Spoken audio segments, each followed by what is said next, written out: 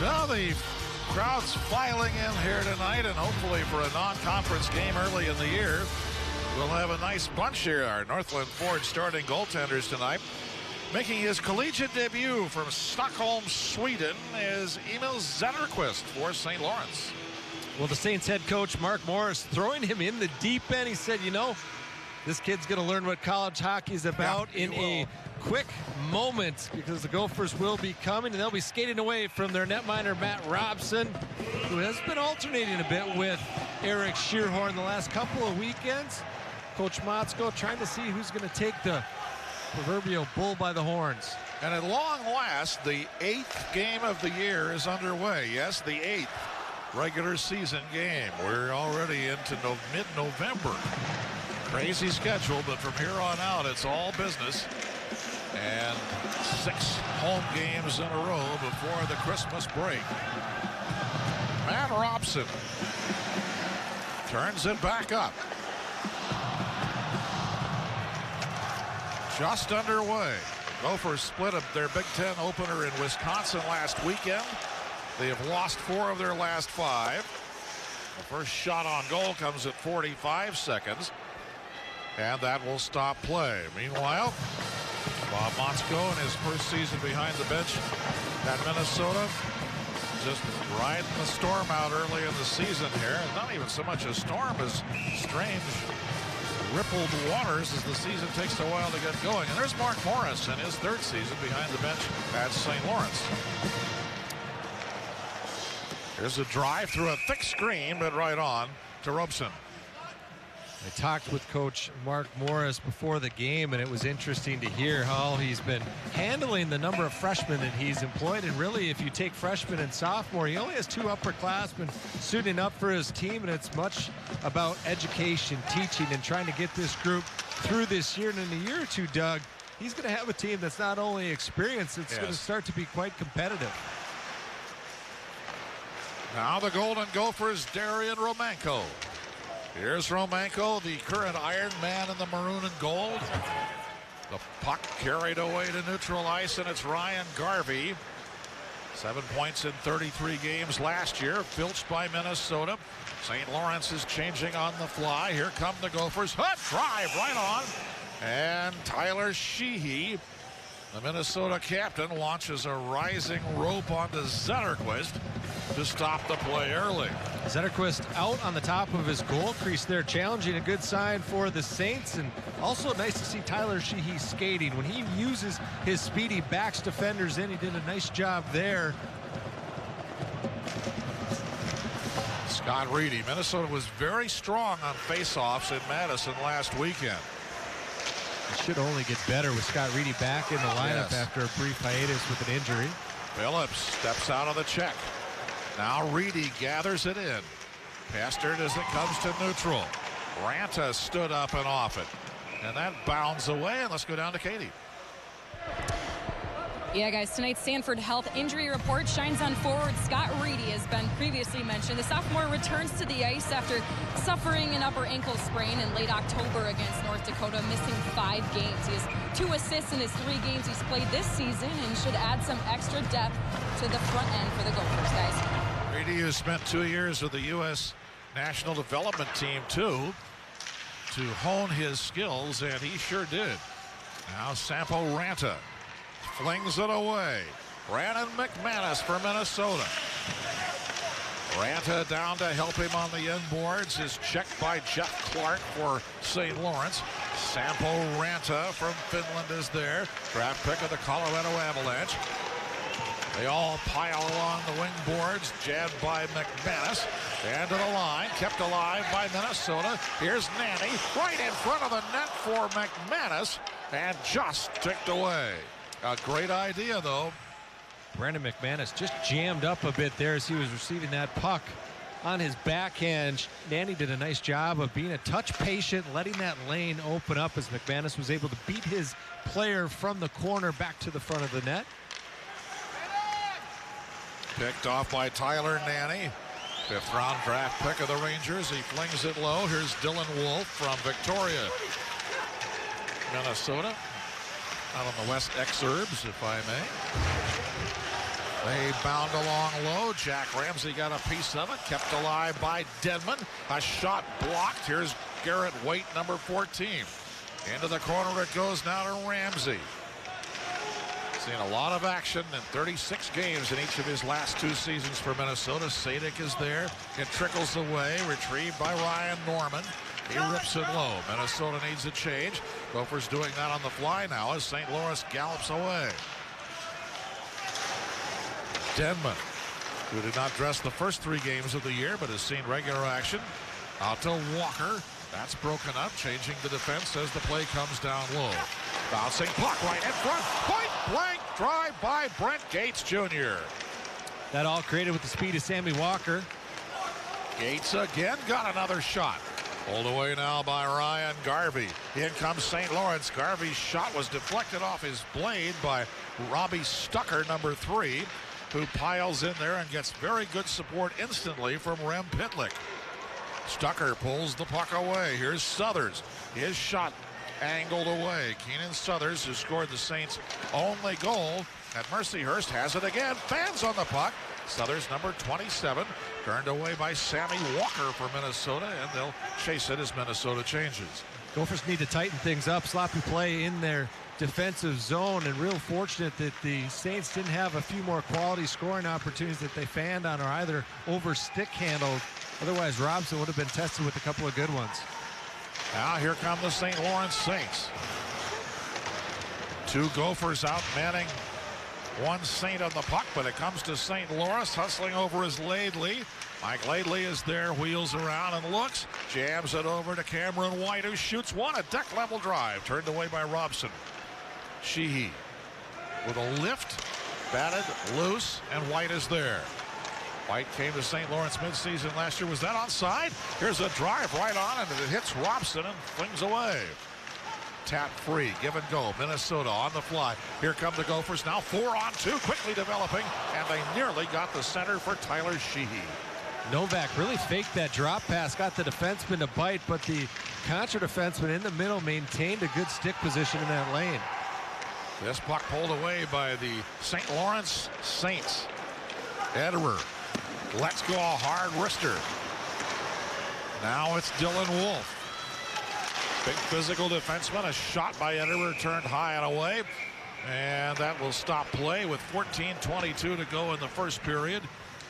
And we have no score in this game and a St. Lawrence power play when we come back. Quickly, there was a misunderstanding there. There was no penalty.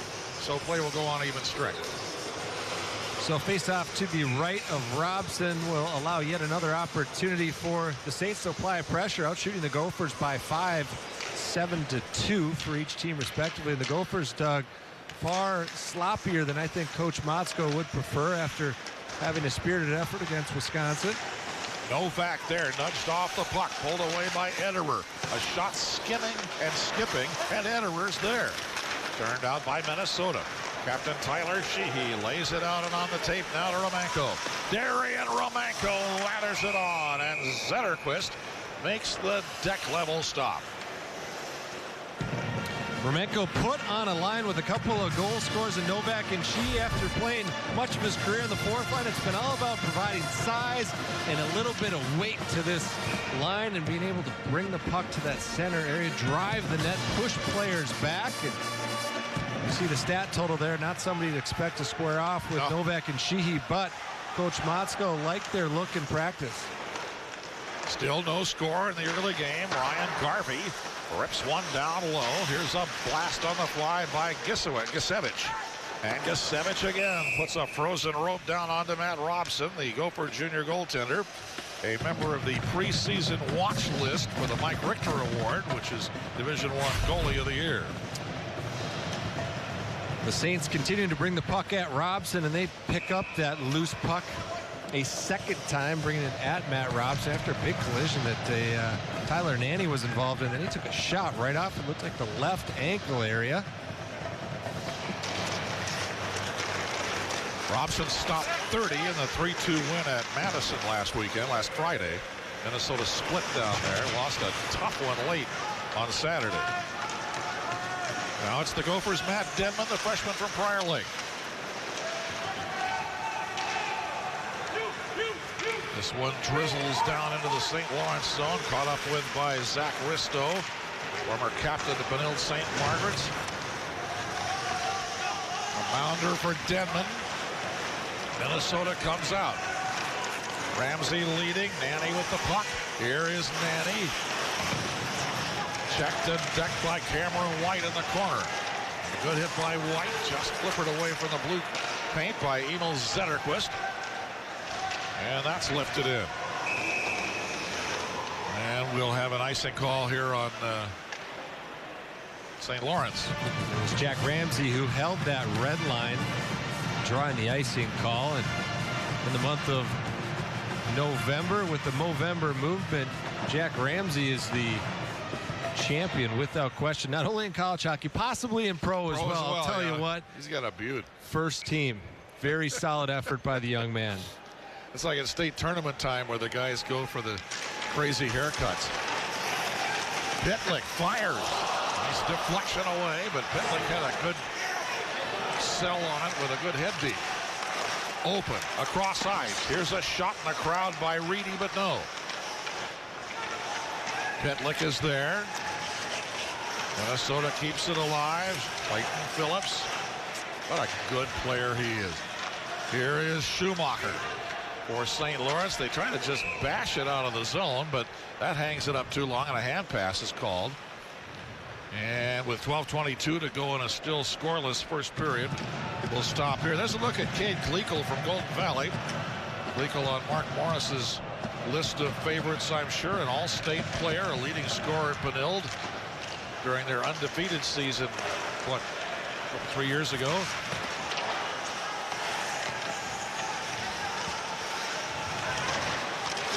Kleekel, one of several Saints who had great years in the British Columbia League. And I'll tell you, if I wanted to spend time hanging out in junior hockey in Canada, I'd go straight to the Canadian West Coast. So many great young players have come from the British Columbia Hockey League, including quite a few to Minnesota.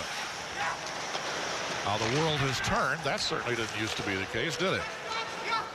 Here's Stucker. You don't mean a Canadian? Well, there were one or two, weren't there? Pitlick. Phillips lets it go. A save by Zetterquist. Emil Zetterquist in his first collegiate appearance, giving a good showing for himself. He's not been desperately tested, but he's done what he had to do. Trouble for Zulsdorf, and now Minnesota's Sadik knocks it ahead. Here come the Gophers, who are changing behind the play. Zulsdorf swings a drive high from Novak and kept at the line. Zulsdorf side saddles over, a shot and a glove stop by Zetterquist, the freshman goaltender of the St. Lawrence Saints. A number of Minnesotans are wearing the colors for St. Lawrence coming here tonight. We mentioned Cade Kleekel a minute ago, but Mark Morris has had a few, and he's got a few now. A couple from Benilde, as a matter of fact. Dylan Wolf from Victoria, I talked about earlier. Kleekel, Zach Risto from Benilde St. Margaret's. Dylan Wolf with a nice play there on Romanko. Yes. Staying on the proper side of his check, allowing his young netminder Zetterquist to see that shot. That's going to be a big key for a netminder that may be a bit shaky in his first start. Wolf was a three-time all-conference player at Holy Family. Back out comes Philip Athberg, another Swede, and that skips into the glove of Matt Robson, and the Gopher goaltender hangs on. It's really been incredible how the Holy Family hockey team and that entire school is now on the map in Minnesota with regard to sports, and Noel Ron doing a good job, and now a perennial team that you think about when you start to head towards the state tournament in March in St. Paul. There was a time just a few years ago people say Holy Family, Holy Family. Now is that one in no, that's not that one. And all of a sudden there it is out west, and they've got a hockey factory going out there. Bo Hansen just misfired for their captain, Gisevich. Loose in the slot, batted away. Sampo Ranta. The shots continue to be picked up by the Saints. Nanny with Reedy right on the doorstep, but that won't go, and we're going to have a penalty coming through the crease. A lot of traffic down there in front of Emil Zetterquist, and on the way through Ashburn through the stick in will get a hooking penalty. And that's what speed does. You see Big Scott Reedy go to the net with some steam. He tries to put a stick in a position to backhand that puck, and he is restricted in that effort. We'll give the Gopher power play as we had talked about. 2 for 7 last weekend. Its first opportunity last weekend. Pitlick scoring on Friday. McManus on Saturday. And so the Gophers on the man advantage, just onside. Clayton Phillips.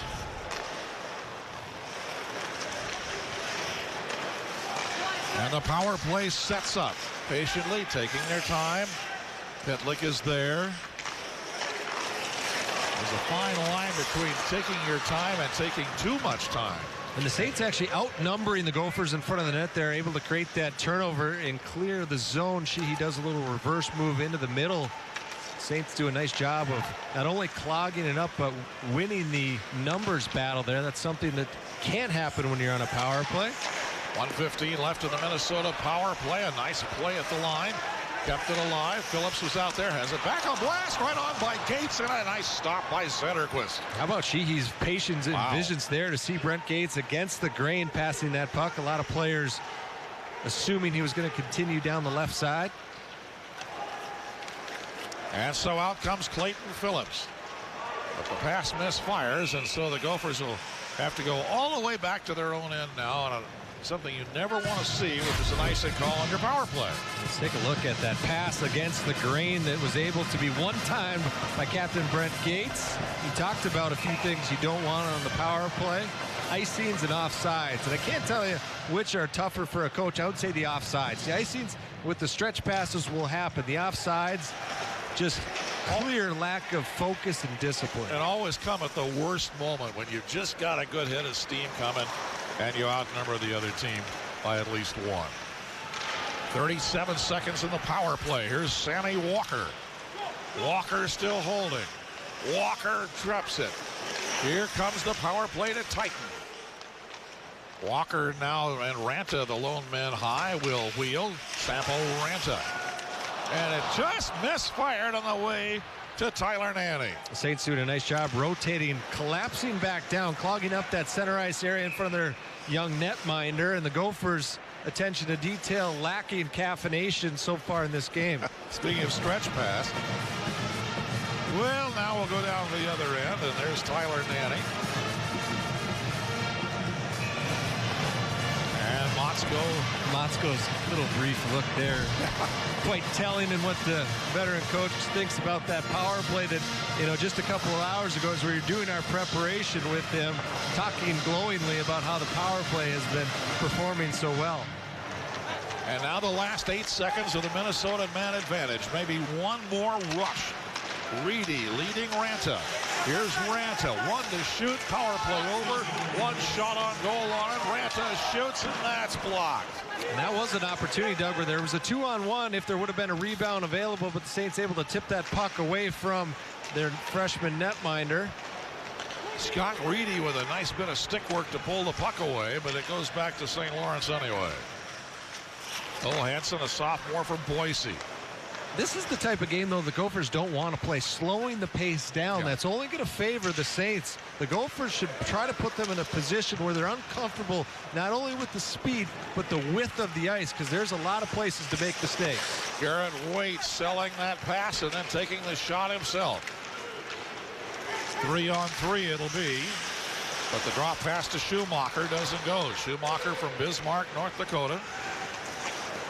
Played at Shattuck. And a shot deflected high off the stick of Matt Denman, the Minnesota freshman. And the Gophers keep it up. Full strength hockey here as the first period motors along with no score. They're going to honor and salute longtime Gopher head coach Don Lucia here in the building in the first intermission. And then we've been told that Don will be able to come up and join us in the second period for a few minutes. So we're looking forward to that. It'll be great to hear what the coach is up to now that he's had some time to himself. Here's a shot that rockets off the advertising. And back out to Risto. Zach Risto galloping in for St. Lawrence.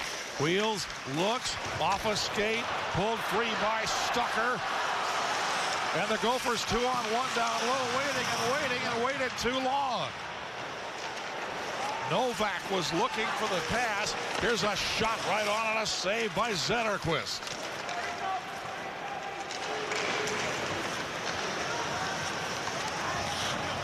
Tommy Novak, one of those players that Coach Motzko needs to rely on, not only to play with hunger, to be a leader, but also just flat out to create scoring opportunities.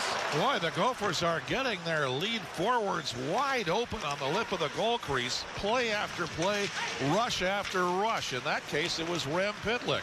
Really employing the center drive there, pushing that defenseman in and then delaying a second before they bring it right to the top of the crease area. Stucker got some help. Gophers are rarely outmanned on the puck in their own zone, which is great to see. Here comes Walker. Now at the point, Brinkman fires it down low. Here is Gates. Brent Gates slaloming in. Brinkman there. Shoots one on a save by Zetterquist. Pulled away now by St. Lawrence, and the Saints bank one free. Ben Brinkman scored his first career goal at Minnesota last Friday at Wisconsin, but the pass over to Gates is offside. 5:16 to go in a still scoreless first period at Mariucci. No score thus far. Join Fox Sports North for the Mustache Run Saturday the 24th, supporting men's health and creating awareness for prostate and other men's cancers. Not a runner, still want to donate to a great cause? Well, Minnesota Prostate Cancer Coalition helps men struggling with cancers. To register for the race, more details, visit mustacherun.com. And with 5 minutes and 9 seconds remaining in a scoreless first period, we'll march back down to the St. Lawrence zone. The puck has been flying around a little bit tonight. 17 shots on goal between Robson and Emil Zetterquist, neither of whom has been solved. Yeah, the Gophers solving that early gap in that shooting disparity. 5-shot difference at one point. Certainly a power play will help that. Yes. Hard work as well. Brandon McManus now with 5 minutes to go in a scoreless first. Starting a 6-game homestand here tonight. St. Lawrence will be here tomorrow night. And then it's Big Ten action following that. Well, this will stop play with 4:47 to go in the first period. We'll be right back with more in just a moment. Gophers now find themselves down a player. That's Brandon McManus in the penalty box for tripping. Tied 0-0, 4:47 left. The Saints will have an opportunity to knot one on the power play. A point-blank drive by Jankowski is right on, and Robson knocked it away. Here it comes back. Laley, Wood, and wide open pass on the right side. They try to tuck it around, and it's in. It's a power play goal, and it may have gone off a Gopher.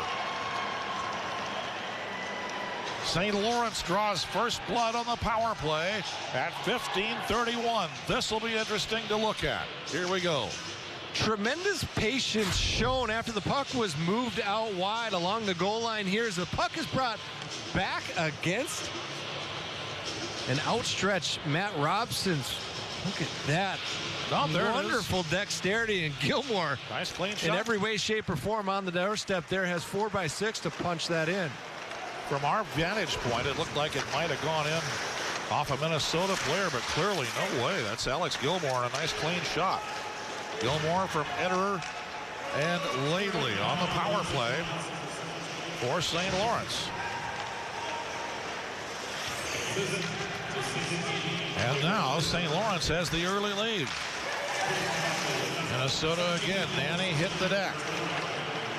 Bodies flying. Stick knocked away from the St. Lawrence player. Now the Saints back in again. Fans yelling for Durance Vile of some nature. Not getting it. I believe they thought that Southers was going to be offside, but the 6'8" sophomore with terrific effort and some wingspan on the ice with those long legs to be able to get back onside. If anybody can stretch and get even a toenail back to the blue line, it's a guy 6'8". Well, Minnesota dumps it low. Late in the first period, 1-0 St. Lawrence on a Saints power play goal. Robbie Stucker tees up a drive, and it's sticked away by Zetterquist. Stucker with nice patience, allowing that wing to slide past the lane and create an open opportunity for him to sneak one in. Confusion in the neutral zone, and now turned back by Minnesota. Clayton Phillips is there. He's checked immediately. They all pile down in the corner. Flippered away. Phillips keeps it alive. Here now is Robbie Stucker trying to get away from Cade Gleekle. Stucker right in front for Walker. Tremendous identification of that player down deep in traffic. And a chip shot by Pitlick is in. Rem Pitlick knocks it in late in the period, and the game is tied.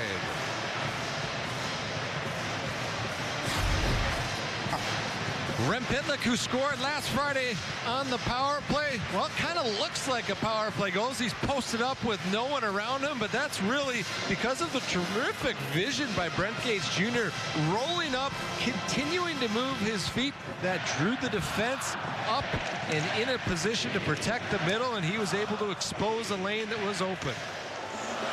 Rem Pitlick from Brent Gates and Sammy Walker has tied this game for Minnesota. You got to think, if you're a Gopher player on that bench, you just wipe your forehead a little bit and say, oh wow, Coach Motzko really would have laid into us if we went into that first period intermission down a goal against a team that has struggled this season, just 1-8 in its play. And he may anyway, but point by you. But the game is tied. That was the 8th Minnesota shot on goal of the game. St. Lawrence has 11. And it's tied 1-1 late in the first period. A nice hit by Jeff Clark. Yeah, a pair of pinches there by the Saints. Forward coming back over the top, protecting his defense. This puck is pulled away by Ben Brinkman for Minnesota and away to neutral ice. Brinkman now from the checkered line.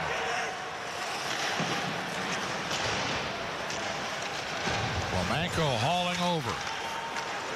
Yep, that'll be offside if they touch it.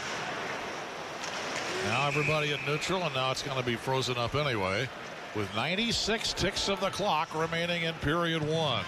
The shot's now 11-10 St. Lawrence, which has lost 6 in a row coming into this game after a 4-1 loss against Mercyhurst last Saturday.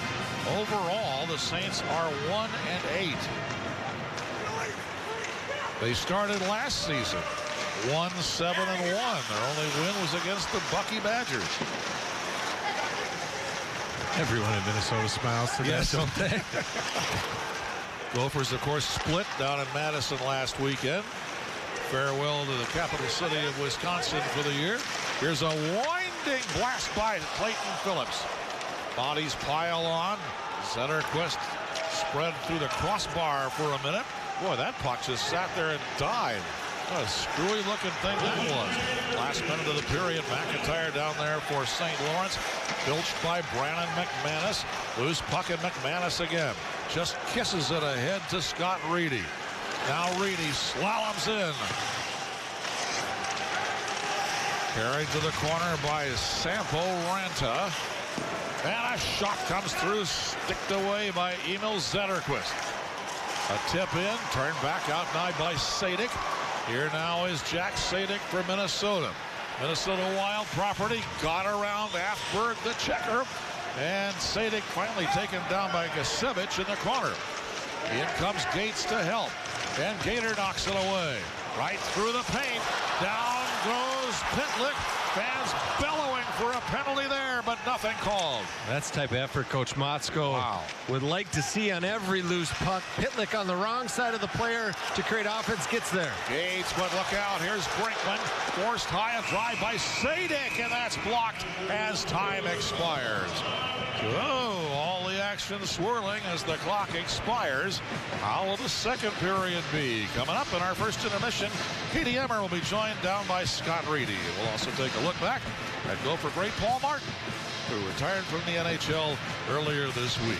Right now, 20 minutes in the book at Ria Marina and Mariucci in Minneapolis. Chapter 1, it's Minnesota 1 and St. Lawrence 1 on Fox Sports North Plus. Gopher Hockey on Fox Sports North is brought to you by Grand Casino. The best stories start here. By Sanford Orthopedics and Sports Medicine for the everyday competitor in all of us. And by Cenex. Our energy comes through. 20 minutes gone and nothing decided here as the teams exchange volleys late on. It's 1-1. The Gophers a bit sloppy in their own zone in the early parts of this period. The Saints able to capitalize on the power play. One opportunity and one goal. And Eder, amazing patience and dexterity on that goal line. And a lot of room for Gilmore right at the top of that crease to be able to punch that puck home. The Gophers need to communicate a bit more, Doug, in their defensive zone to find an entrance out. This play here, not what Bob Motzko and company had in store for the first period, but there was some good. Turnover created and then spread along the blue line is going to create some opportunity for the Gophers to create offense. And ultimately, while they didn't have a power play goal, Doug, the goal that was scored looked a lot like a power play because of tremendous patience shown there as Rem Pitlick. That's the Gophers' goal right on the doorstep. But Gophers defense trying to provide some offense. Coach Bob Motzko talked about how he returned only 29 points on his blue line, a low number for college hockey, and trying to really see who's going to establish themselves as that point-scoring defenseman. Here's our Menards first period stat pack, and the numbers are very close.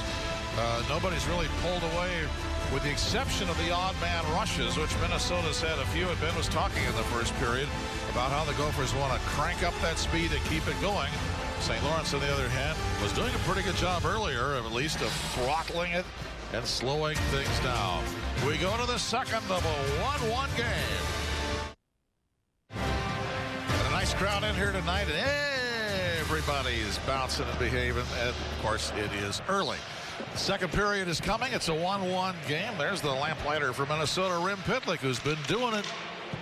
Really picking up not only where he left off last season, leading this team in points, but picking up the slack that was left a bit in the void of Casey Middlestad leaving, and also on a team that has struggled to score goals this year, quite frankly, at only 2.14 coming into this game. That's not only not enough to be a successful team, but it's not enough to be a Gopher team. Historically, well over that 3.5, and the good teams even above 4. And oftentimes you used to hear Coach Don Lucia say it's a race to 4 to win hockey games in college hockey. It's been difficult for this team so far. You saw a good example of how a long reach and height can help in faceoffs down there, as 6'8" Keenan Suthers, number 27 in red, won the faceoff to start the period. A quick stop by Robson, but there is Suthers, who is just a whole bunch of hockey players. 6'8", 244. Scored the Saints' only goal against Mercyhurst last Saturday, which was the Saints' only goal for a while. They haven't scored more than one goal in a game this year, except 2 occasions, and they've won only once. So here he is again to lean in against a very good faceoff man, and Sheehy, but got it again. Suthers able to create a lot of leverage there on a much smaller Tyler Sheehy at only 5'10". Well, and the old saw in hockey is if you lose the faceoff, take out the opposing center. But what do you do with that guy? 6'2", 6'8", 244. Get out of the way. Novak off the inboards. Minnesota's attacking. Here's the puck loose in the St. Lawrence end. 1-1. The second period just underway. Tonight's honoree, Don Lucia, will join us later on in this period.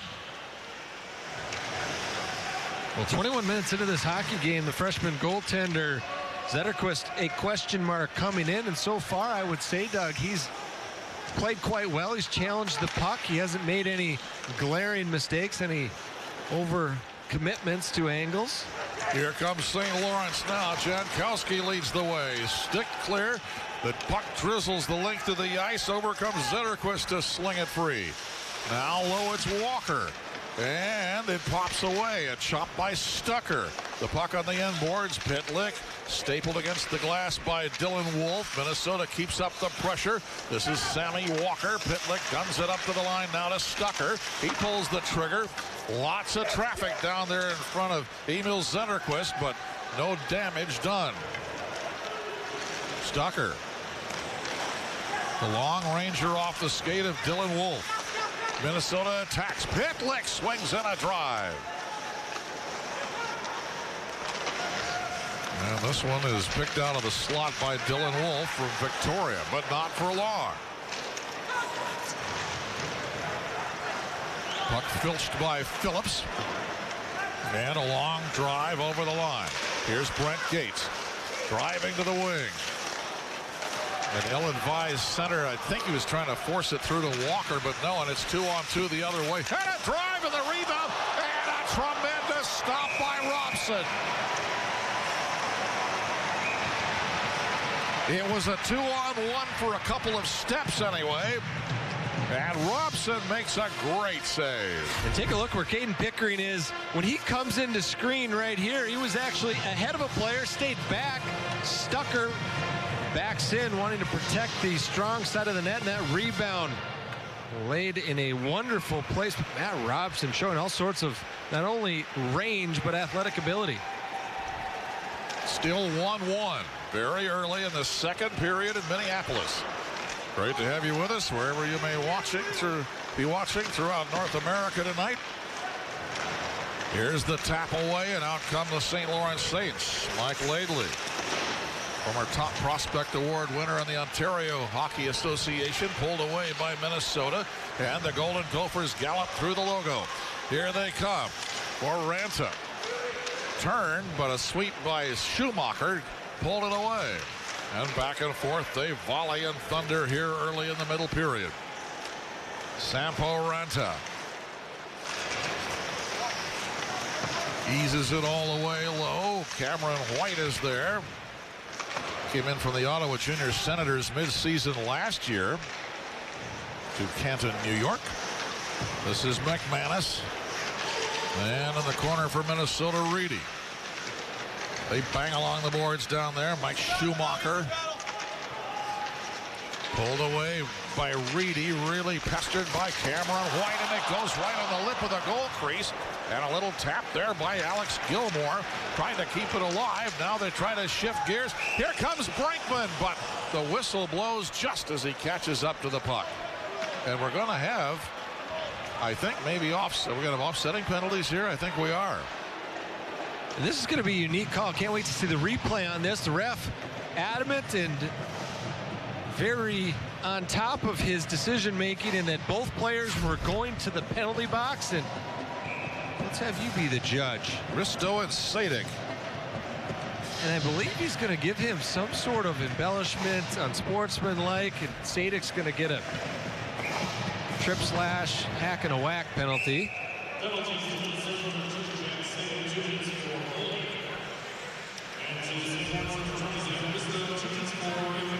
Yep, embellishment it is to Risto, and the original hold to Sadik at 3:44 of the second period. So the 1-1 game now has a little more wide open space out here. Mark Morris getting the official's explanation. Mark Morris has perhaps the most balanced coaching record of anybody around. He had 300-plus wins in college, and he had 300-plus wins with the Charlotte Checkers, the American Hockey League. And as those two guys sweat it out, we'll go back after the icing call on Minnesota. We showed briefly Jack Sadik smiling at Risto in the penalty box, and I was trying to think, is he giving him a hard time for the diving penalty? Well, both these players are from Lakeville as well, only a year apart, and certainly they've had a off-ice activity or two together. I'm sure that, well, it is a game and there is competition involved. There's going to be some ribbing after the fact. Oh, no doubt about that. Risto really tore it up in the British Columbia League 2 seasons ago. Played at Benilde. Now the 4-on-4 game is deep in the St. Lawrence zone. Pulled away by Tommy Novak. A long high wheel. Novak still holding. Here's Novak. And a blast smokes wide from Scott Reedy. Jammed and carried out by Keenan Suthers. That long loping 6'8", trying to force a pass through, but a piece of it got by Phillips. Zulsdorf able to jump back there after what again was an odd man opportunity created by the Saints. The Gophers, you know, have used the word sloppy, and it just has been unfortunately that way early for the Gophers. 4-on-4 hockey for 47 seconds. Tapped away by Cameron White, the sophomore from Toronto. Jankowski is there. Here it comes into the St. Lawrence zone. A little flip by Ederer. Gets it back and drives low. Bothered by Walker and busts that shot right on that Robson stopped but did not keep track of. And Minnesota now. Teams will be at full strength in 20 seconds. Right now 4-on-4, and Pitlick wheels around. Chopped into the zone. A drop back for Brinkman. Here comes Brinkman to side saddle over and look. Hand drive. It sails high. Nanny is there. Minnesota with each team a man short for 1 second. Quick try right in front. Nothing doing there for Nanny. And now the coincidental penalties expire. And both teams are at full strength. A penalty is coming here. Now everybody piles on. But we had a penalty the other way.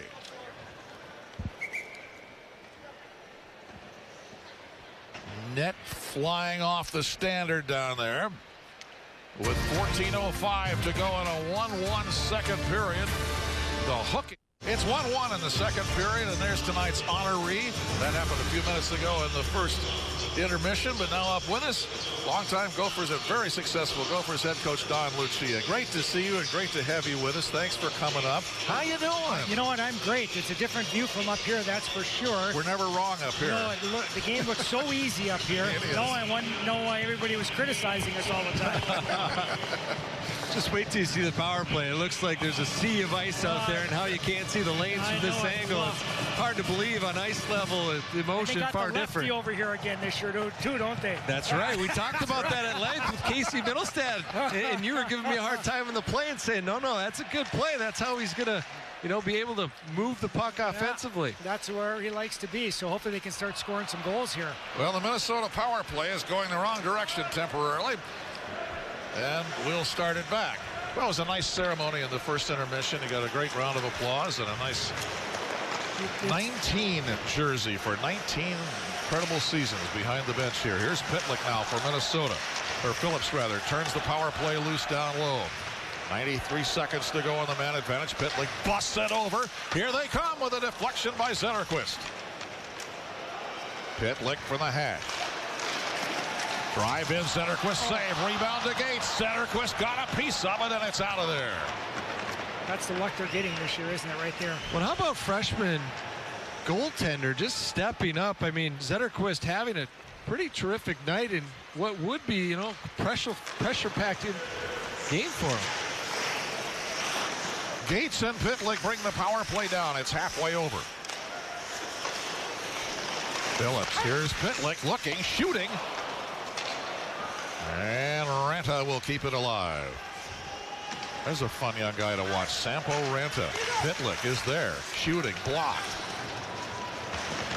40 seconds of the man advantage. Phillips is there. High slot, no. Back for Phillips, no. A scramble.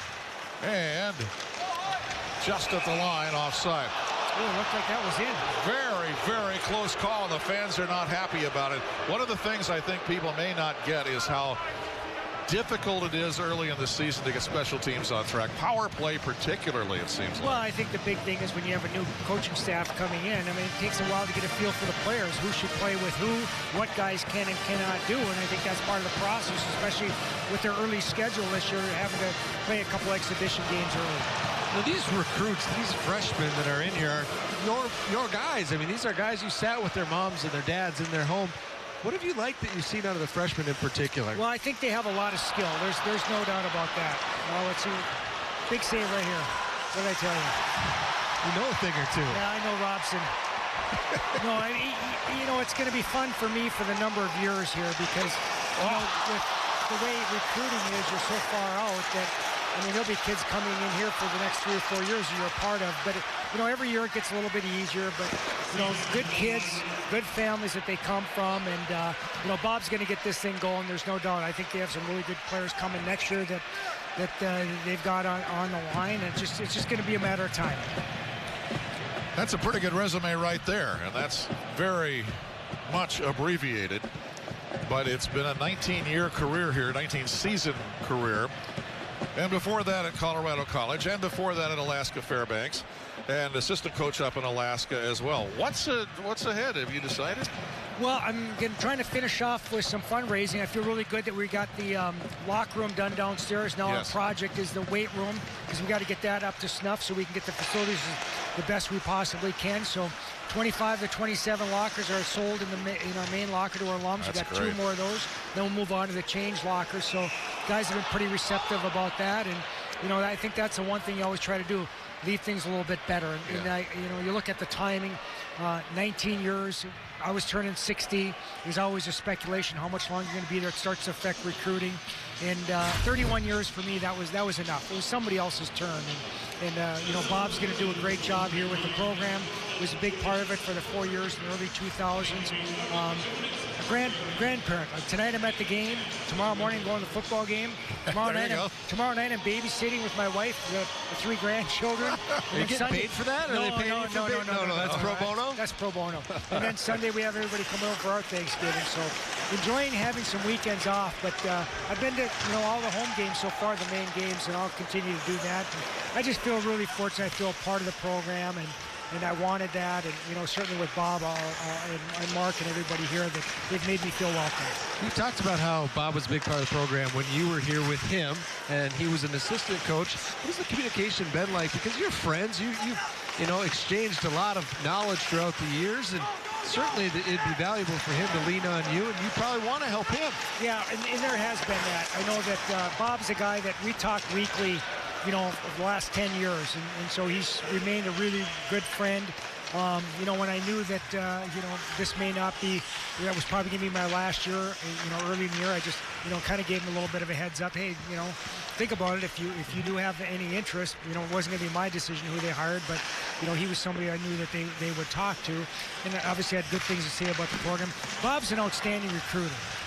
You know, he's an excellent coach. He's done it and won at junior level. He's won at the college level, and won at the World Junior level.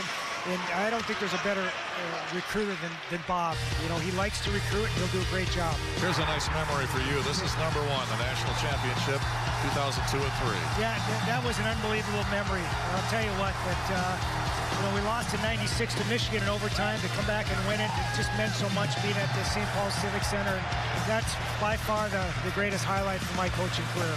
Isn't it great to see the old clear boards one more time there, too?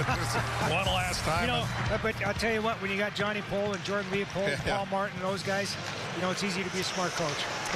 You talked about, you know, some of your assistant coaches.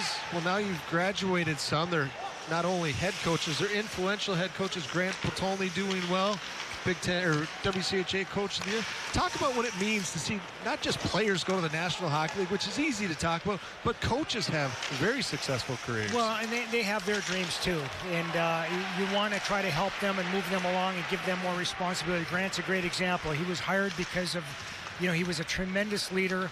He wanted to get involved. He's willing to volunteer, and then the opening came, and I said, you know what? There's a good young guy. I think he can make a great coach. We just give him a little bit more rope each year. And he wanted to learn. He wanted to get better. And then he was in that position, and the Northern Michigan job opened. I said, Grant, this is a great opportunity for you. You want to be you don't want to be assistant all your life. You want to try to be a head coach. You got to go out and do it. Minnesota kills off a penalty. It's still 1-1 here as we get the halfway point of the game. A scramble in the goal crease. Down goes the very talented goaltender Robson. And that will stop play. Well, Don, I know a lot of people want to talk to you tonight. We're glad you could spring free for a little bit. Come up and visit us. Thanks for 19 incredible seasons, and good luck on the road ahead. Thank you very much. I appreciate everybody, and certainly the fans were great over the 19 years. And hopefully in the next few years we can, hang another of the big banners of national champions. Outstanding. Longtime Gopher head coach Don Lucia is our guest here in the second period, and we'll be right back. Well, it's great to see Don Lucia, and look at all that banner material hanging in the rafters here at 3M Arena at Mariucci. All the 19 seasons, 19 first-team All-Americans, 12 Hobie Baker finalists, 4-time Conference Coach of the Year. And a whistle coming off the rebound. And I think also a time, and it was awesome to see Don, and I appreciated how much he was smiling, but also to say, thanks to Mike Gensel, who was a part of that staff for not only, those championships, but time before, back, as far reaching as when I was here at the university, and, really to say thanks for what Mike was able to give to the program as well, I think would be important. Kenner was very important in dealing with the defense and associate head coach duties here over the years. And he's going to do all right. So we have even strength hockey now. Better than halfway through the second period. It's a 1-1 game. Dylan Wolf chipped in by Pickering. And now Carson Dimoff from Scottsdale Chaparral High School. How many times you say that? Puck turned away. Yes, Scottsdale, Arizona. That one. One of 2 or 3 Division I players from Arizona right now, not counting on the ones at Arizona State. Here's a little shovel drive on from Rem Pitlick, and it'll be stopped by Emil Zetterquist for St. Lawrence. Rem Pitlick with an opportunity was trying to slow down and allow the play to develop, but both the defense and the goaltender simply waited him out. Watch their positioning because it's exceptional, and well, Zetterquist is just a freshman. He maintained tight coverage to that near side post, wasn't trying to cheat to that back door, and when Rem Pitlick slowed down, it allowed the back checker to come into the picture as well. And that the 6th shot of the period, and quite a stretch again for St. Lawrence, excuse me. And it's still 1-1. November 30th, December 1st. Big Ten Fan Fest presented by Dr. Pepper at the Indiana Convention Center. In case you happen to be driving by there, tickets available at the door. Fans with game tickets or military ID get in free. Visit big10.org for more information. Here, 8.5 to go in the second period. And it's a 1-1 tilt with Ben Clymer and Katie Emmer, Doug McLeod at 3M Arena at Mariucci in Minneapolis. Didn't have a chance to talk to Don Lucia about the Big Ten. He was, of course, instrumental in getting the Gophers in that new hockey conference. A long line drive blocked in traffic. A lot of Gopher fans have heated discussions and arguments about Big Ten hockey, its relative merits. Why, I don't know, because it isn't going anywhere. It's here and it's going to stay, and we need to just move on with that. But some people just hate it. Some people think it's fine. And you're right, Doug. It's not going anywhere. No. But let's talk about 2 teams that you can say, well, Ohio State, Penn State, really? Yep. They're in the Big Ten. Well, but wait a minute. Who's in the NCAA tournament and who was their leading teams in the NCAA tournament? Well, both Coach Steve Rawlick's team and Guy Godowski's team were not only good last year, but they're good again this year. Notre Dame in the Big Ten now, of course, is going to sweeten that pot considerably. And who will be next? You might be surprised, and I talked about this a couple years ago now, I guess, but what teams have very strong club programs in the Midwest? Here's a shot deflected. For instance, Iowa. For instance, Illinois. For instance, Nebraska. Who will be next in the Big Ten? Pulled away now by Ederer. Michael Ederer taps it back. Here's McIntyre. Strong positioning there by Sadek on the front side, intercepting that play and creating transition. And you're listening to 2 big WCHA fans here, but, reality is what it is. And there are now 3 leagues up here where there was 1. Bill Robertson's still doing a great job as the men's commissioner for the Western Collegiate Hockey Association. Dylan Wolf, point blank range, a drive right on, and a save by Matt Robson, who started 5 of the first 8 this year. You see there, Wolf coming across the blue line with speed and really just using patience to his advantage to not only bring that puck to the net, but then beat his player to the far side. The former Holy Angels player has to have a lot of fun facing off against the Gophers tonight. Oh, yeah. Plenty of family, I would imagine. Well, anybody who grows up in the state of hockey and follows college hockey has to be very proud as well of the fact that there's the Gopher program, of course, very strong. But look who are the top 3 teams in the nation coming in tonight. Minnesota Duluth, St. Cloud State, and Minnesota State at Mankato. That's 1, 2, 3 unanimous in both polls, both national polls. Minnesota is 19th coming into tonight's game. Now the Gophers. Phillips' shot deflected away. And when you look at those teams, Doug, and you see Minnesota Duluth, St. Cloud, Minnesota State at the top of the list, I can't help but think about Herb Brooks' passion for not only Minnesota Gopher hockey, but Minnesota hockey as a whole. Yes. And his push to create more teams in the state of hockey, such as St. Cloud State. And look who was 5 and 6. There you go, the others. And Notre Dame's up there too. Flipped low. So Ohio State, Penn State there. Loose puck, shot, score. It's Carson Dimoff, the Arizonan, coming off 2 seasons with Sioux Falls and Aberdeen in the U.S. Hockey League. And he clangs one off the post, and St. Lawrence has its 2nd lead of the game. Well, Dimoff finds a wonderful puck right in the slot, and he touched on it.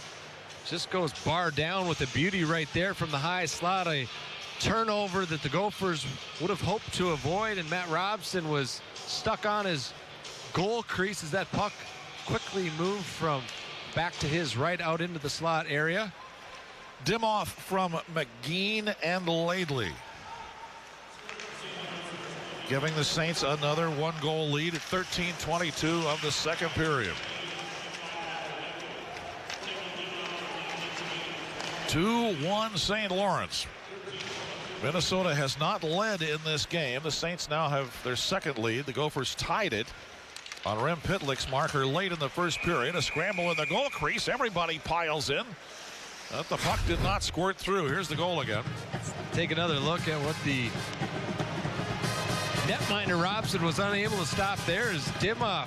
A terrific goal. Look at the passion there. Carson Dimoff, you talked about their Arizona native, and in a few more years there will start to be even more players from Arizona in the National Hockey League. Obviously the most popular being Austin Matthews, #1 pick by the Toronto Maple Leafs, who's having an amazing season and continues to make an impact. I was living in Arizona when they started high school hockey down there, and was at the very first state high school hockey championship game. Keith Carney of the Coyotes and I emceed that on the ice and got that going. And we're talking quite a bit about the fact, in a few years, just wait, this is going to be something. Here's a high sticking penalty against Sadik, and a power play coming for St. Lawrence. And also the evolution of the Arizona State college hockey program well is going to nourish the growth.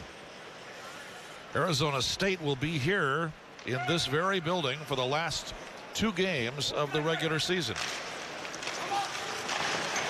Line drive, hit the crossbar, and sails out again.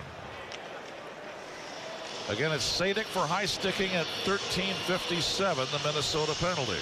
An important win by the Saints on that faceoff allowed Alfberg an opportunity to whistle that. I don't think Robson was able to see that. Plenty of traffic in front of him, just trying to use his side, hold his ground. He talked about how it nicked off the crossbar area.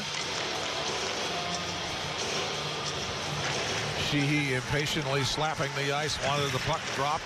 He got it. It dances free. Philip Affberg is there. Power play running for the St. Lawrence Saints, who just scored their second go-ahead goal of this game. Now in the corner, it's Jankowski. And Affberg. There's a check onto Clayton Phillips before he could clear it away, but now Minnesota zips it clear. Great recognition by Clayton Phillips there. There was a loose puck. He supported Zulsdorf, who was battling on the wall, and able to create that clear, good communication amongst the Gopher defenders. Late second period, 2-1 St. Lawrence. Power play has 1:14 to go for the Saints. From Canton, New York, a high puck kept in by Mike Schumacher. Loose at neutral ice, a foot race on. Hansen was there, and the Saints bring it back up. Disivic wheels behind the net. Schumacher. And a long drive tipped by Gasiewicz, but it didn't go for Southers. Well, you've got a big client down there for a tip-in and a screen in Southers. There he is, and as he went to fire, Robson just swept it away. Thank you very much and goodbye. Cagey play there by Robson as Southers was calling for that puck out wide, created a unique passing angle that the defender wasn't able to recognize, and Robson was cagey enough to swipe that away with his goal stick as Southers was trying to go to the far side, able to do so without moving his feet because of that 6'8" frame. Keenan Southers from beautiful downtown Tecumseh, Ontario. 6'8", 244. If I'm not mistaken, would be tied with Pavlichev for the tallest player in college hockey. Penn State player. I think there's so many big guys over the years. Division I hockey, Laidlaw shot deflected. Oh, and the rebound went in for Jankowski. A power play goal for St. Lawrence. David Jankowski. Power play goal and a base hit here as the puck is brought to the net with some pace, and that puck by Jankowski batted past Robson. Very interested to see and hear what Katie Emmer has in store for us in her intermission interview, because the Gopher bench to her right, to me, Doug, looks very stunned. I mean, there's not a lot of activity. A few players lean over the board, but there's not an animated conversation going on the bench. Not the way it's supposed to be against a team on a 6-game losing streak with one win to its credit all year. And yet that team has had an admirable game tonight, and St. Lawrence leads now 3-1 on that power play goal. Here's a scramble down in front of Zetterquist, and the Gophers trying to muscle one in finally at the end, but that's not going to happen either. The net was dislodged, and now everybody will change. And we'll take a break with 3:58 to go in the second period. St. Lawrence now leading the Gophers by a score of 3-1 on Jankowski's goal from Laidley and Gilmore. 2 power play goals tonight for St. Lawrence. And Bob Mosko can only look at, watch, and make plans to get this on track. Gopher Hockey single game tickets on sale now, starting as low as $20 a ticket. Don't miss a minute of the action at 3M Arena at Mariucci. Gophersports.com to grab your tickets today. So 3:45 to go in an unexpected second period here. St. Lawrence with 2 power play goals in the game. One just a few minutes ago, part of a 2-goal second for the Saints. Have jumped to a 3-1 lead. Minnesota tied it once, but as I mentioned a little bit ago, has never led this game. And so, Robbie Stucker flings it low. Phillips ducked under a check. Here now is Reedy and Phillips. And turned by Clayton Phillips. And up and down with McManus. Nobody home, and now flipped away from Stucker. So they leg it back into the St. Lawrence zone, and Big Keenan Suthers hits the deck, and the Gophers come out. Now Minnesota driving into enemy territory. Reedy is down there, hitting with Schumacher.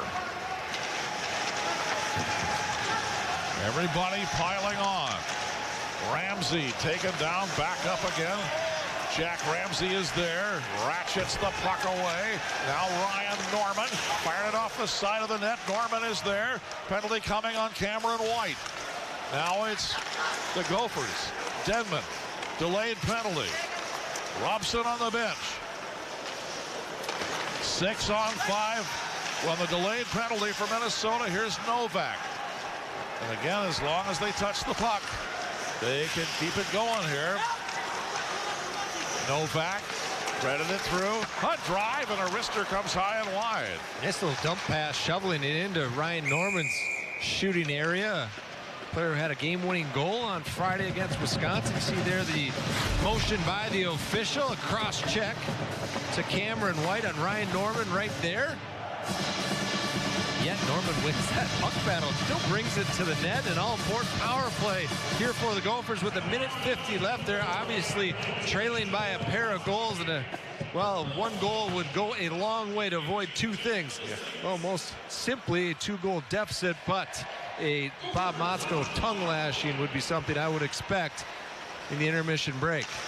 Power play 3 for Minnesota here as White gets the gate for cross-checking. White's second drive to the glove of Emil Zetterquist, the freshman from Sweden. Zetterquist played in the North American Hockey League, and for some fans that's kind of off the radar, but there have been a lot of terrific players come out of the NAHL. And more percolating there. Calm in his goal crease for being just not only a first-year player, but a first start of his college career, the Stockholm native. 90 seconds left in the second period. Minnesota down by 2 on the power play the rest of the period unless they pot one here. Now they organize in their own zone and swing it away. Tommy Novak leads it ahead. Here's Sheehy driving in a burst of speed. Sheehy pulls up. Sheehy wheels. Sheehy feeds into the circle to Novak.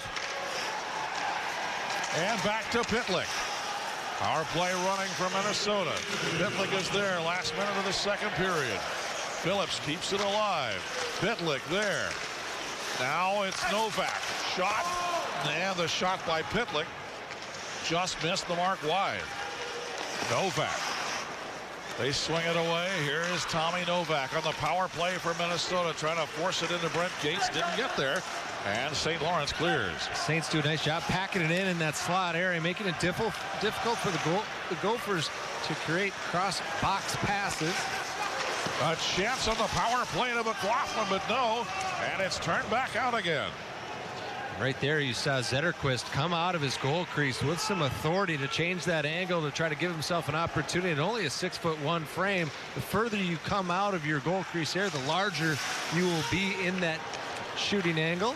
Last 6 seconds of the second period, the shorthanded Gisevich blasts a shot right on Gisevich and the rebound, but no. Here's a blast by the Big Keenan Suthers. Well, that fell apart right at the end, didn't it? 10 seconds of power play time left for Minnesota when the third period comes along. How about that one-timer right there and a huge save. A super important save for momentum by Matt Robson, but yet the Gophers still trail by a pair. Coming up in our second intermission, Katie will visit with Rem Pitlick, and we'll have more on some former Gophers stepping up in the NHL. After 2, it's now the St. Lawrence Saints 3 and the Minnesota Golden Gophers 1. Gopher Hockey on Fox Sports North is brought to you by Toyota. See where Toyota takes you. Test drive one at your Toyota dealer. Toyota, let's go places. By Arby's, we have the meats. And by CrankyApe.com. Why monkey around anywhere else? Through 40 minutes, here is the stat pack. And an interesting bunch of numbers it is. To look at it, you would not say, well, nobody's really dominating the game. But look at the last two items. First period odd man rushes, 4-0 Minnesota. Second period odd man rushes, 3-0 St. Lawrence. Tells a story. Still 10 seconds of Minnesota power play, though, to run when we come back with period 3. Moments away from puck drop into the third period. I'm staying alongside assistant coach Ben Gordon. And Ben, what have you seen so far in this game, and what needs to change moving forward to capitalize and win tonight? You know, credit to them. They came out and they knew what they had to do. They come out and they worked hard, and you know, they're sticking to their guns, and they're getting pucks deep on us, and they're just playing hockey. And right now, you know, we're not matching their intensity. We're actually not really even close. We need to just put pucks in and go to work and try to do what they're doing and take a page out of their book. All right, Ben, thank you. Good luck in the third. Thank you very much. Guys, we'll send it up to you. All right, J.D. Emmer, we go to the third. 10 seconds of power play time remaining for Minnesota. But that will drip away. Here it comes. Gophers back. Pitlick there. Leads, fires, blocked, and sticked away. And that's the end of the power play. 2 shots on goal on that one for Minnesota. Now, the special teams equation is not working the way Minnesota might have thought it might tonight. The Gopher power play had been gradually picking up steam. Nothing there as Zetterquist pops it away. Whereas St. Lawrence is one of the most penalized teams. In fact, the 5th most penalized team in Division I hockey. And yet, the Saints are 2 for 3 on the power play. Gophers haven't scored. And that's allowed them an opportunity to get some shots on goal. And Ben Gordon talked about not matching the Saints' intensity, yes, which will drive a coach absolutely crazy. There's a few things that don't require talent. It's discipline, it's attention to detail, and certainly effort. Is that where the captains have to step it up? Crack the whip?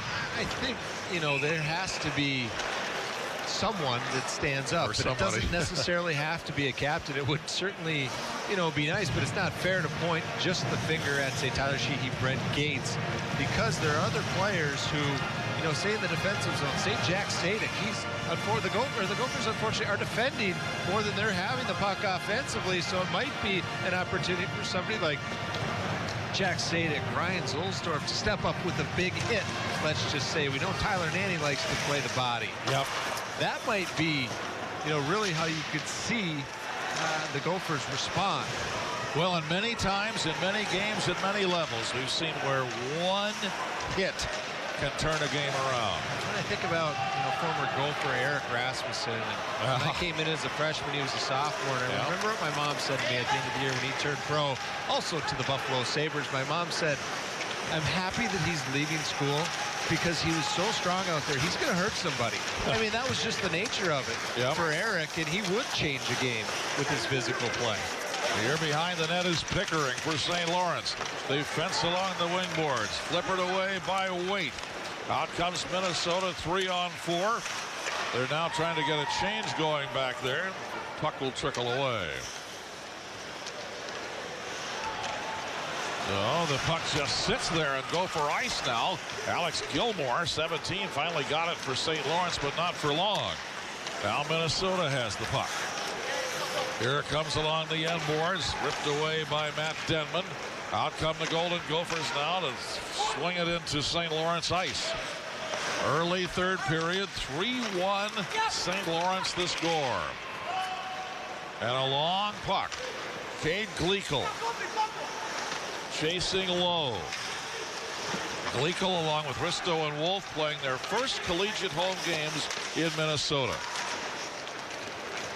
3 products of the state of hockey. Out through the block M comes Sampo Ranta. Definitely not a product of the state of hockey from Finland. This is bounded away and back into Minnesota ice. So the Gophers get a change, and they need some fresh legs that can start to move their feet to create some speed through the neutral zone. The Saints doing a nice job of keeping the Gophers to the outside and really making it difficult, not only on the penalty kill, which we have highlighted, but even 5-on-5, their ability to stay on the inside better than most teams on an Olympic sheet ice. Ryan Norman shot blocked. Everybody mixing it up along the end boards. No penalty there. And with stick on ice. They couldn't get it to Ramsey. He was wide open inside the hash. Nanny's there. Blasts a shot. Hits somebody. I think it got all the way on and hit Zetterquist. And teams both change now as Minnesota comes back to neutral.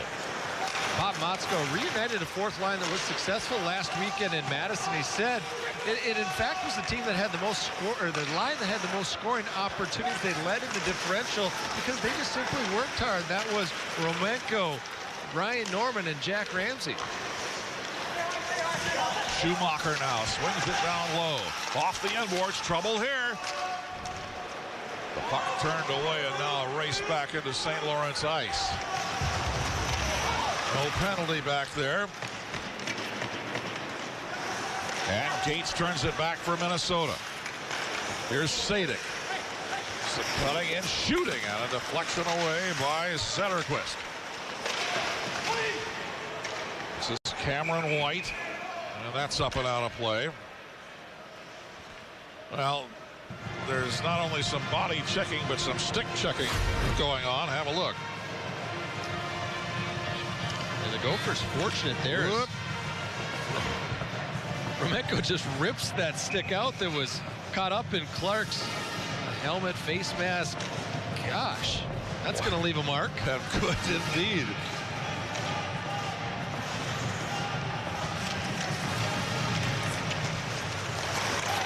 Bobby Stucker for Minnesota. That good long wrister fired it low.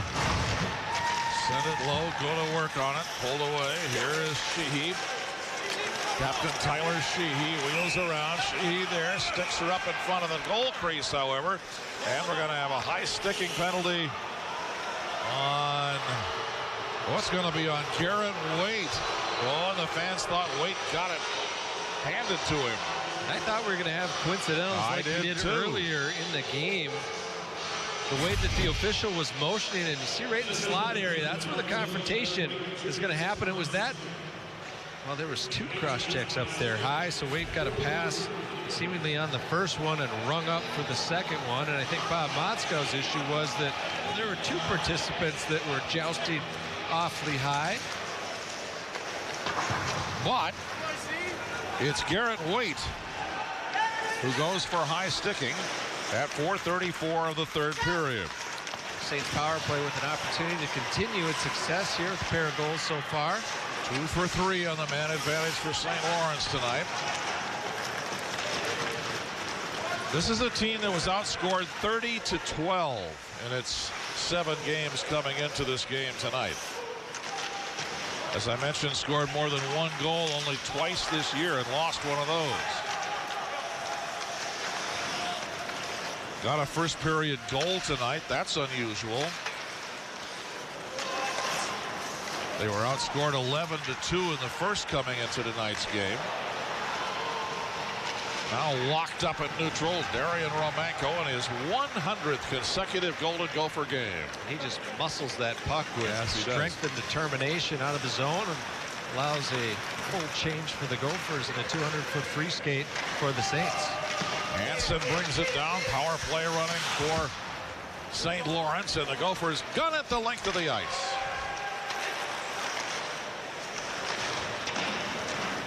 Mike Schumacher, member of 3 Tier 1 national championship teams at Shattuck, where he went after being raised in Bismarck.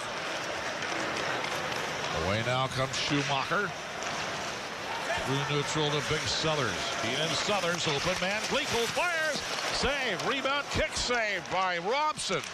Minnesota comes out and now lugging it in. Brent Gates pulls up, puts it. Score! Tyler Nanny. And it's 3-2. We talked about the Gophers wanting to play with tempo, play with speed. Well, it's going to be a 200-foot game right here. Robson with that one, 2 saves. That transition moves the puck through the neutral zone, and Brett Gates Jr. just really finds a little angle there to find Tyler Nanny for his 2nd point in the last 2 games, his first goal of the year. Gates has 2 assists tonight, and the Gophers have narrowed the margin to 1. Nanny from Gates and Pitlick at 6:21 of the 3rd period. And now there's plenty of time left.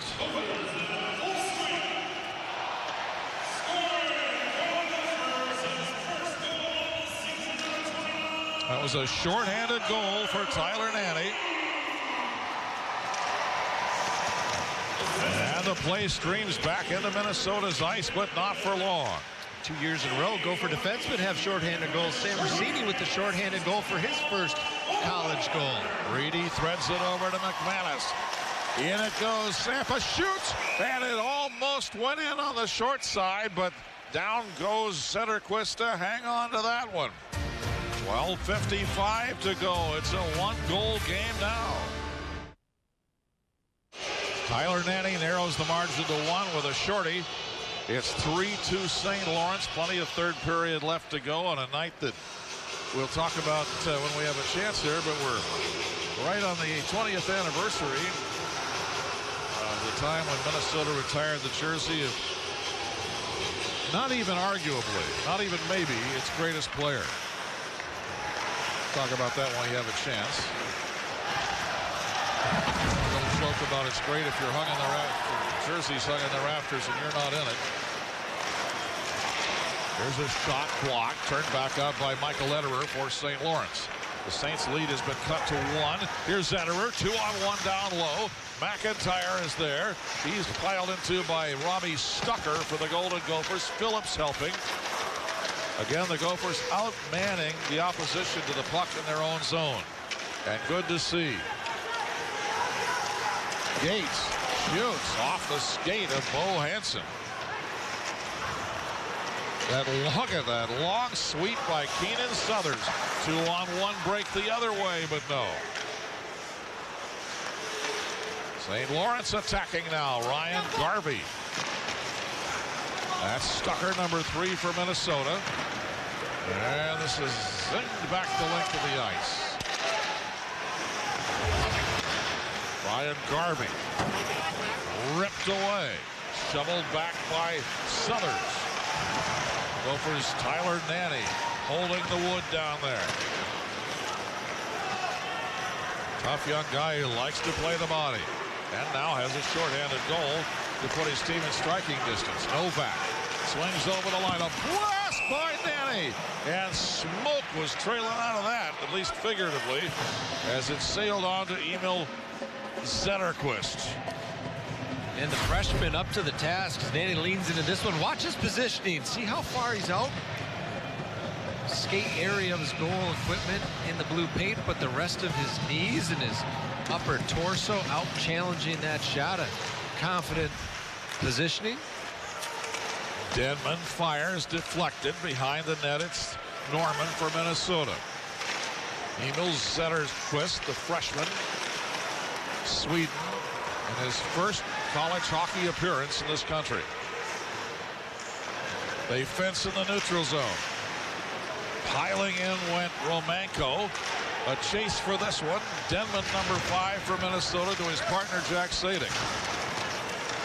Took a tremendous hit down there from Carson Dimoff.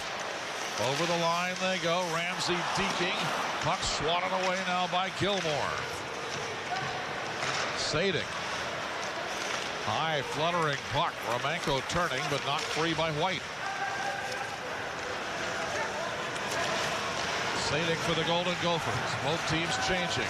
Leads it through to Brandon McManus. Very close. And now they swirl low, and Sampo Ranta's there. Gleichel's on him. And the puck sails away from everybody. The Gophers now really starting to play with the pace that we would have expected early in this game. And down to Katie Emmer's right, you see a team all standing up. Much more animated than we saw. Shoveled in the Minnesota zone by Matt Denman. Will they get it out? Yes. Sadek is there, busted rink wide. Here they come. It's Ranta. Drives it right on. Zetterquist on his knees. Slams the door. And just past the halfway mark of period 3, it's now a 1-goal game. Our Our Grand Casino story of the game starts on the power play for the Saints as Eder has a wonderful stick handling move on the goal line that Gilmore is able to complete. Brent Gates Jr. finds the lane, and Pitlick ties this game up. After one, they head to the locker room, but Saints would keep going. That puck batted home by Jankowski, and Tyler Nanny would battle back for the Gophers. He joins the rush. Brent Gates Jr. again with an assist on the play. And back to live action now with 9:33 to go, at least in the third. 3-2 St. Lawrence. Minnesota battling back here in the third period. They'll punch the puck out, and Gates will swing it low. Here's Zetterquist. Outlet, too far, picked off. Gates there, but not for long. Phillips back to his own line for Minnesota. Game 8. Yes, I said it earlier. Believe it or not, we're past halfway mark of the November. Only the 8th game. Pitlick fires, and Zetterquist, cool and calm, held on to the puck, and he had to be cool and calm because he had Brent Gates Jr. right there. Tyler Pitlick, who had an intermission interview, really showed how unhappy and displeased he was with his not only probably personal play, but his team's play, and needing to get better. And I'd say that start of the third period, they played much more as expected. Garrett Waite, Novak kept in. Brinkman is there for Minnesota. Here's Tommy Novak. Novak had a great weekend in the faceoff circle in Madison last weekend. Point blank range, and down goes Zetterquist to make the stop again. He held tight on that strong post as Tyler Nanny really shuffled his way down the sidewall, and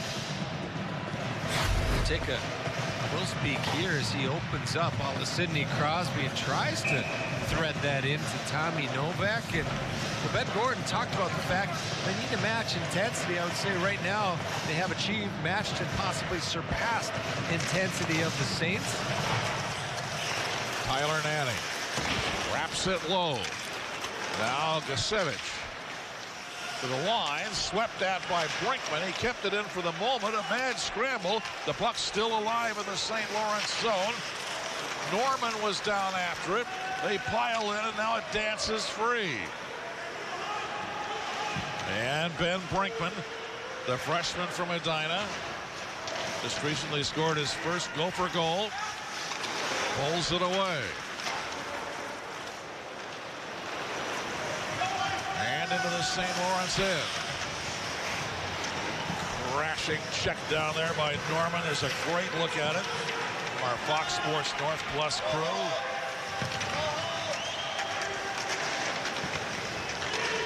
And they dig and they scrum, and the puck pops free and is chased by Alex Gilmore. And Gilmore triggers it high, but not out. Big cruncher onto Denman, however, forces the puck free, but look out, here comes Jack Sadek. Now Sadek rattles it around the boards. It's Walker.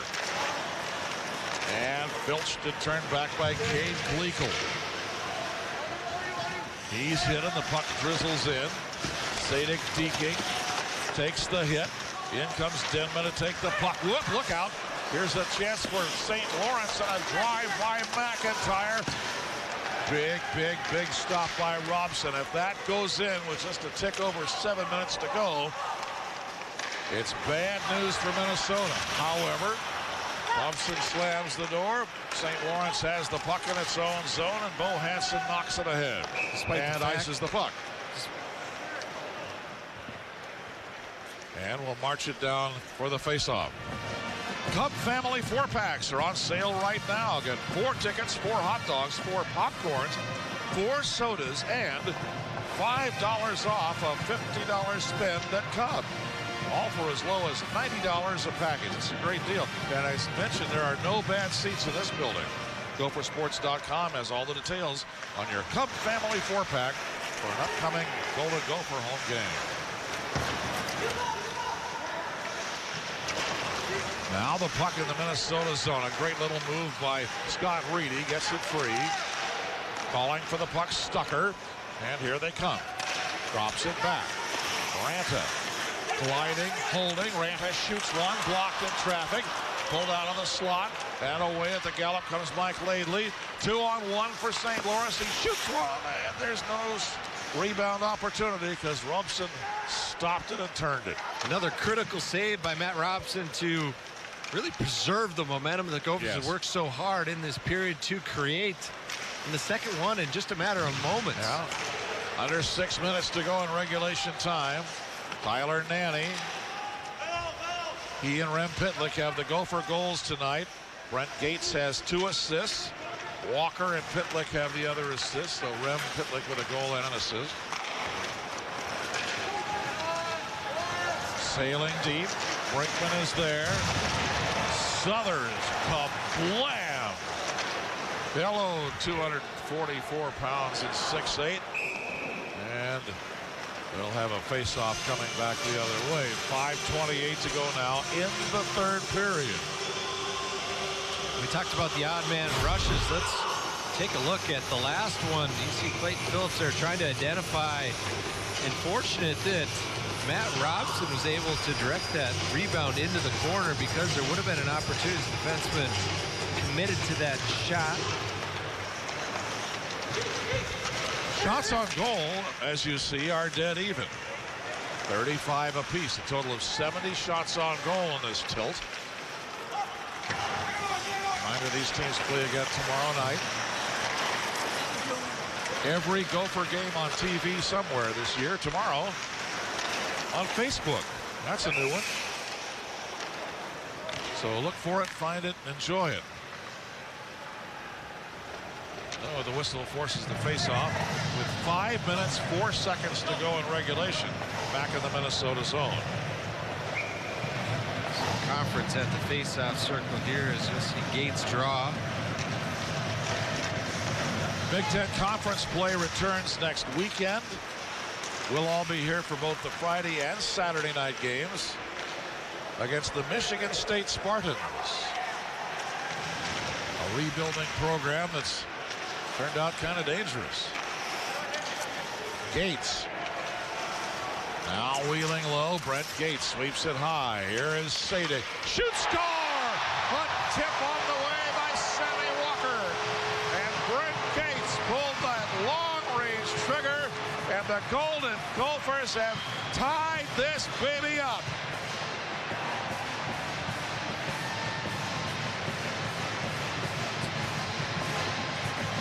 Huge goal here by the Minnesota Gophers as Sadik brought that puck and was able to just wait just a second there. And so rarely, Doug, if you don't move your feet on the blue line, generally the shot lane will be taken away. Sadik still able to find it. Not sure if Sammy Walker was able to get a stick on that. Nonetheless, the Gophers tie this up. And let's also pay credit to an assist that won't be on the score sheet. That's Matt Robson's key saves to keep the Gopher momentum alive. Yes. Gates has his 3rd assist of the game. Pitlick has his 3rd point on a goal and 2 assists on Jack Sadik's first goal of the year at 15:22 of the 3rd. Here's Sadik again. Game now tied. Shoots one. Save by Zetterquist, and that will stop the play, and everybody gets into the act now. 4:11 to go in regulation, and we're all tied. Well, now, this is called taking it to the wire. 4:11 to go in regulation, and that goal by Sadik has tied it up at 3-3. Discipline. That's the key to this final 4 minutes. Discipline in your positioning. Certainly that makes sense, but also discipline to make sure that you don't draw the stick infraction that could be fatal for your team. Both teams have had issues with penalties this year. And it's still early days on the season, of course. At neutral, Keenan Southers now over the line for St. Lawrence. White is there, shoots. That's deflected high and goes up and out of play. Another partial odd man opportunity, a fractional 3-on-2 as Southers was driving the middle there, and the Gophers time and time again unable to really identify through the neutral zone whom has who, and it really stems from when the puck turns over in the offensive zone, communicating on the back check. Gophers with a slight advantage in faceoffs tonight, one for the latest time. Nanny's there in his own zone, and now 3:45 to go in regulation. Here comes Tyler Nanny all the way home. Nanny in the corner. Check, puck loose, out it goes again.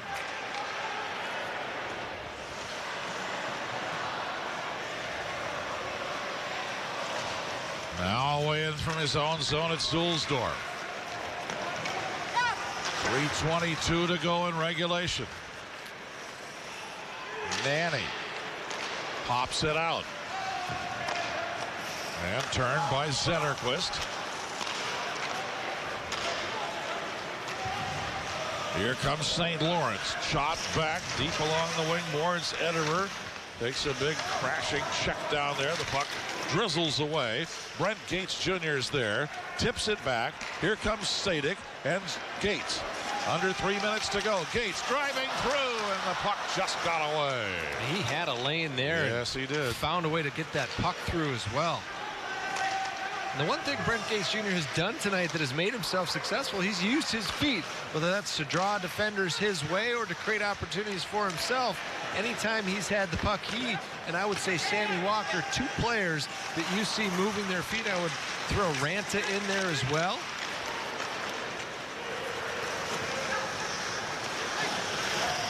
Here comes St. Lawrence. And the drive turned away. Now Wolf. Should this game go to overtime? Here's a shot right in. And Robson will hang on.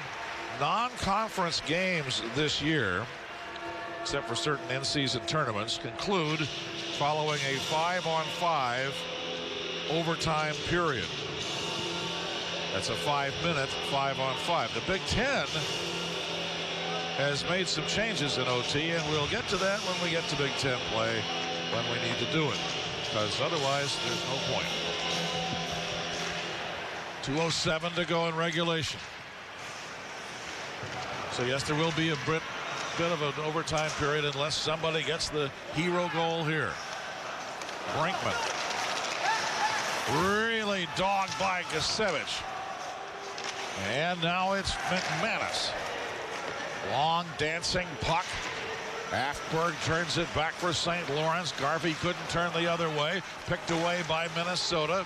And here is Ranta.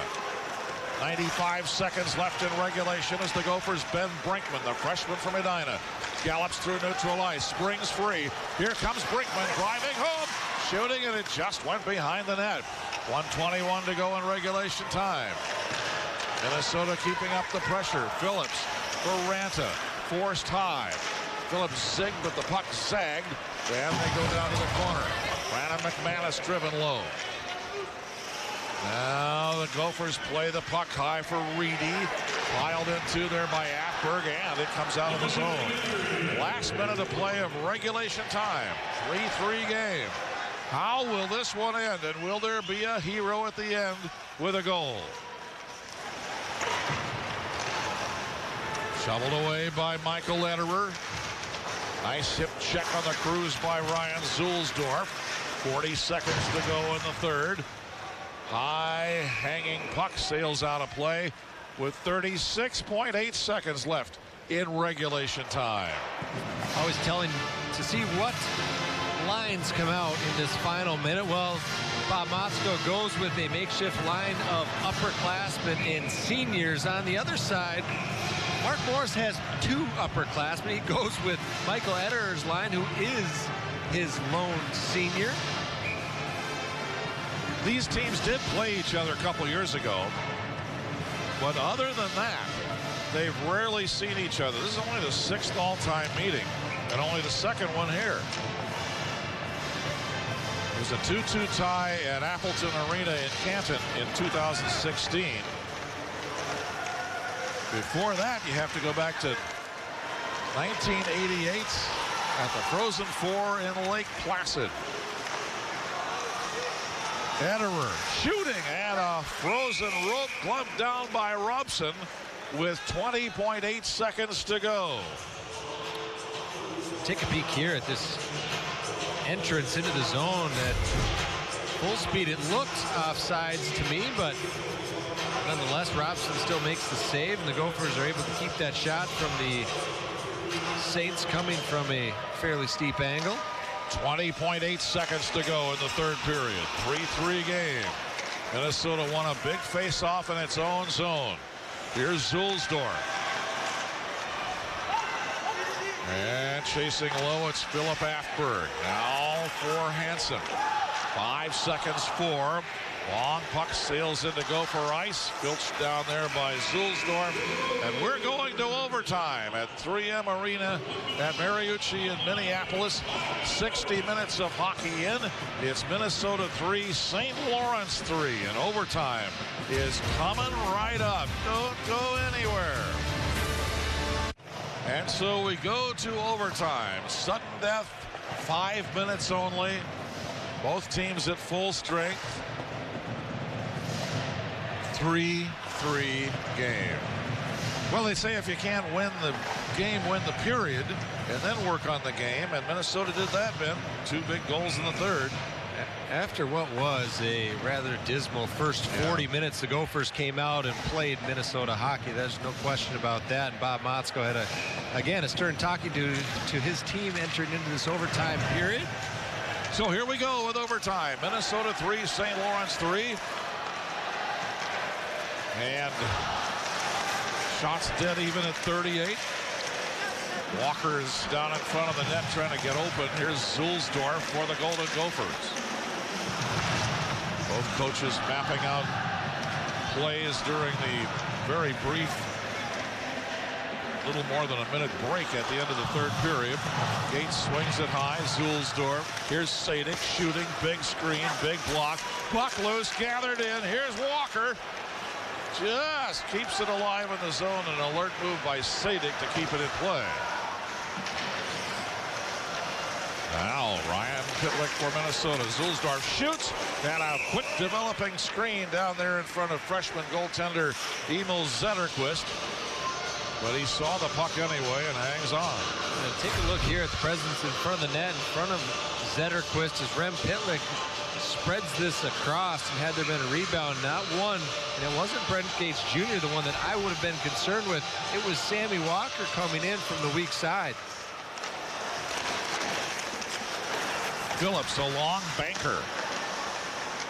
Sheehy. A minute gone in this 5 minute sudden death overtime. Tomorrow night these teams do it again. The telecast on Facebook. Swept out of the zone by Novak, but nobody home. Now in the Minnesota end again, it's Ben Brinkman. And away come the Golden Gophers. Driving the line. Here's Novak looking. Centering. A shot by Phillips just wide. And on the full gallop now, Carson Dimoff comes out. Sheehy checked and decked. Fans want an overtime penalty, but what do you think? Pickering. You should live so long. Pickering now for St. Lawrence. It's Dimoff trying to close in. They've got 25 Laidley right there. Camped on Robson's doorstep. Couldn't get it into him. And a punt. And out it comes. And drops in front of Tommy Novak. Minnesota changing. Novak waiting for reinforcements. Dumps it back. Sampo ran to there. Oh, blast by McManus. Oh, baby, Brandon McManus. What a fortunate opportunity, because that was actually a Saint who spread that puck out that McManus was able to one time, not a Gopher player. Oh. Now 2.5 to go in overtime.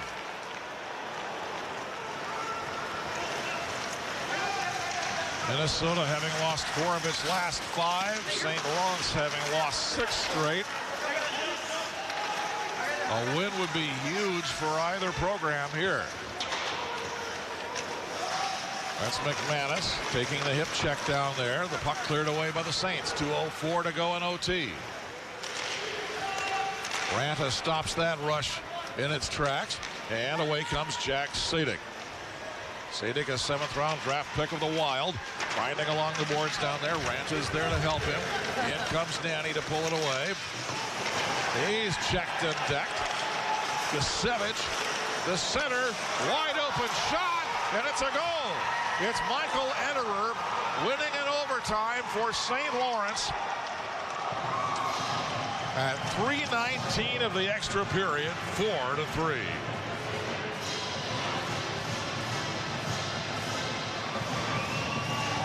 That's a huge win for the Saints. That snaps a 6-game losing jag.